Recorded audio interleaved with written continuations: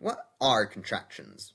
Like, obviously they're not words. You can't just answer a question with n or s or but they're not really suffixes either. They don't really change the meaning of the host word itself, and they can, for the most part, occur in free variation with the full forms. In fact, linguists have a term for exactly this type of thing: clitics, a morpheme, a single, unbreakable unit of meaning, that behaves as an affix phonologically, but a word syntactically. So there we have it. Contractions are clitics. Well, actually, that's not quite right. You know what I said about the full and contracted forms occurring in free variation? It turns out that most dialects of English make a distinction between "you can't do that" with negating can, and "you cannot do that" with negating do that. But that's fine. All that means is that not is split into two words, a full one that negates the phrase after it, and a clitic that negates the one before. Doublets like that with a weaker and stronger form occur all the time, like with the preposition to and adverb to, or the syntactic preposition v and the spatial preposition off. However, that's not quite right either.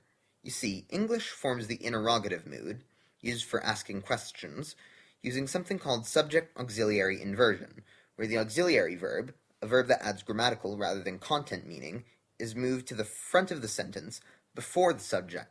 Logically, if "'t's just a clitic, then when sentences like "they aren't here" are put in the interrogative, won't be effective, thus leaving us with "are they here?" But nobody says that. They say, "aren't they here?"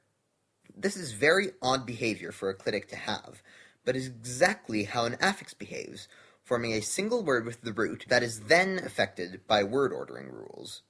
In fact, does lots of things more characteristic of affixes than clitics. For example, affixes generally can only attach to certain classes of words in certain situations, while clitics can attach to basically any word that can be made to sit near it in the right direction, but can only attach to finite auxiliary verbs.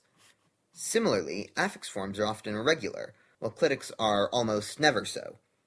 Is, of course, highly irregular, especially in the negative conjugation of am, which, depending on dialect, is either absent, the irregular ain't, or the supplied aren't, all of which may be used in situations where the full am is not used. In fact, the only common property of clitics that maintains its ability to attach to clitics in constructions like dative. But even there, it can only attach to the encliticized forms of auxiliary verbs, often irregularly. So, yeah,